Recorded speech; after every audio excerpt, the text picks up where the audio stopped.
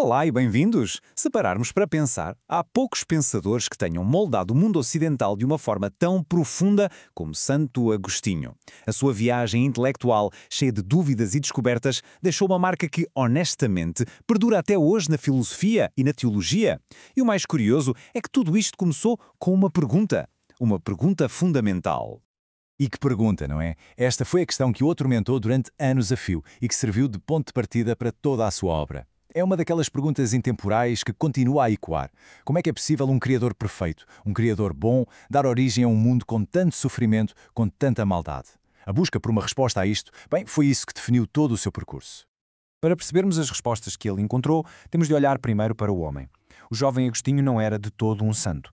Era, e sim, uma mente brilhante, inquieta, sempre à procura da verdade no mundo, o Império Romano, que estava a abarrotar de correntes filosóficas e religiosas a competir umas com as outras.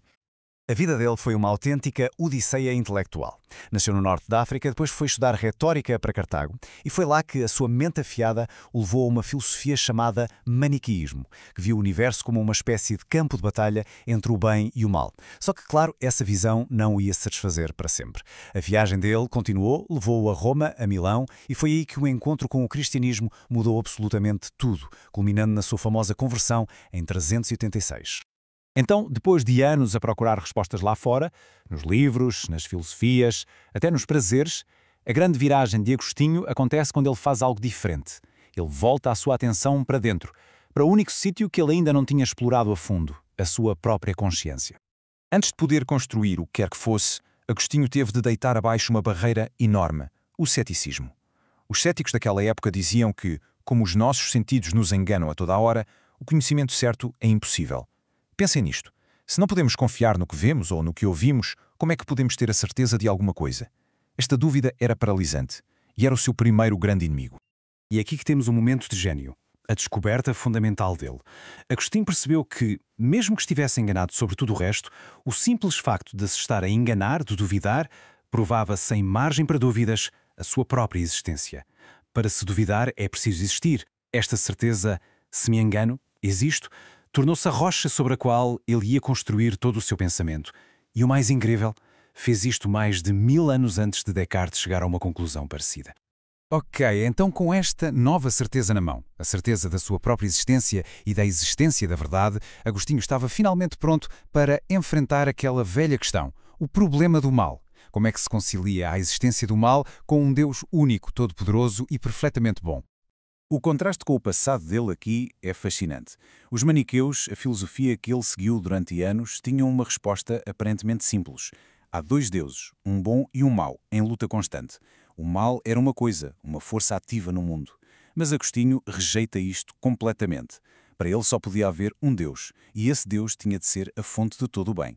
Então, de onde é que vem o mal? A solução de Agostinho foi, para a época, revolucionária. Ele argumentou que o mal não tem substância própria. Não é uma coisa, é uma privação do bem. É uma ausência. É como a escuridão. A escuridão não é algo que existe por si. É simplesmente a ausência de luz. Da mesma forma, o mal é a ausência do bem que devia estar ali, numa criatura. É uma corrupção, uma desordem, mas não é uma criação. Certo, então, se a verdade existe e o mal é apenas uma ausência do bem, isto levanta outra questão, não é? Como é que a nossa mente, que é finita e que muda, consegue sequer compreender verdades que são perfeitas, eternas e imutáveis, como os princípios da matemática ou da justiça? Agostinho desenvolveu aqui uma teoria do conhecimento absolutamente fascinante. Tudo começa com a sensação, os dados que os nossos corpos recebem. Depois, um sentido interior na alma processa essa informação. Mas para chegar às verdades mais elevadas, a razão precisa de ajuda. E é aqui que entra a sua famosa teoria da iluminação divina. É uma analogia simples. Tal como o olho físico precisa da luz do sol para ver o mundo, a nossa mente precisa da luz de Deus para ver as verdades eternas. Portanto, o ponto-chave é este. Para Agostinho, a verdade não é algo que nós criamos ou que simplesmente está dentro de nós. Ela está acima de nós. Deus não nos põe as ideias na cabeça, em vez disso, Ele ilumina a nossa mente e capacita-a para que ela possa reconhecer a verdade por si mesma. Bem, depois de assentar as bases de como o indivíduo encontra a verdade, Agostinho alarga o foco. E muito. No seu livro monumental, A Cidade de Deus, ele apresenta toda a história humana como um grande conflito entre duas comunidades espirituais. A visão dele é brilhante na sua simplicidade. Toda a história humana, para ele, é definida por dois amores opostos. Por um lado, o amor próprio, que nos leva a procurar a nossa própria glória e que funda a cidade terrena. E por outro, o amor a Deus, que nos leva a colocar a glória dele acima da nossa e que funda a cidade de Deus. Agora, é muito importante perceber isto. Estas cidades não são sítios físicos, como Roma ou Jerusalém. São comunidades espirituais. Os seus cidadãos estão misturados em todas as nações, em todas as sociedades. Coexistem, emaranhados e em conflito ao longo de toda a história, até ao juízo final, a altura em que serão finalmente separados. E tudo isto leva-nos a uma reflexão final.